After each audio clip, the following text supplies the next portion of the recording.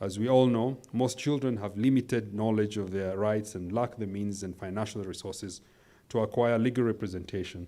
These children include vulnerable children, those from minority groups, children with disabilities, and those in detention centers are especially at risk of having their rights violated. It is therefore our duty as custodians of justice to ensure that their rights are safeguarded after every stage of the criminal justice process. In addition to the guide, the ODPP has put in place measures to ensure that children's agenda is at the forefront of our operations. In this regard, the ODPP has set up the Child Justice Unit within the Children's Division. This unit is made up of prosecutors from all the different counties.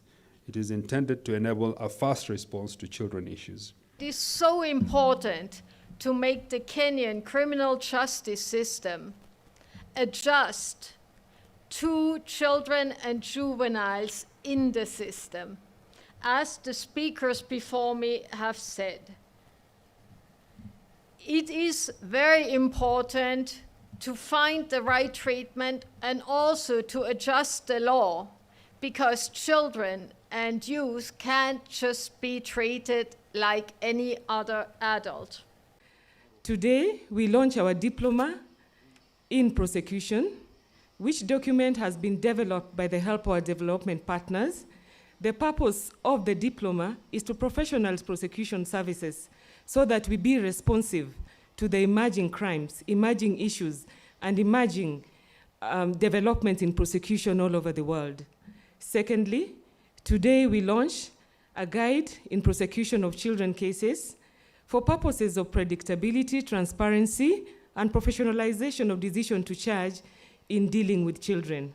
These two documents reflect one of our strategic objectives to make prosecution services professional, civilized, and also to make prosecutors be part and parcel of the objective of the whole country, that we be people who obey the law.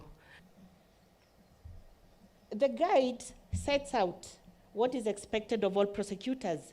It is supposed to give uniformity on how prosecutors handle cases of children throughout the country, throughout all the 47 counties. The best interest of the child.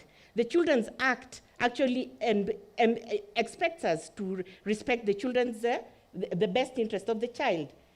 And the child, it is also important that all prosecutors know that a child must be represented, so that immediately a case is brought before the court and a child is not represented, the prosecutor is quickly able to know that we need this child represented. Another issue is for the children's guide is to protect torture against children, and also the fact that we are able to guide children through the fact that now we are well guided by the use of this tool. So before you can take a child to court, even if the child seems to have committed an offense which may be seen as a serious offense, you are able to talk to the children. We don't see children as people who we are supposed to be processing in the system. So this guide, in general, makes it very easy for the prosecutor to be able to accommodate the child, even if the child has come in contact with the law,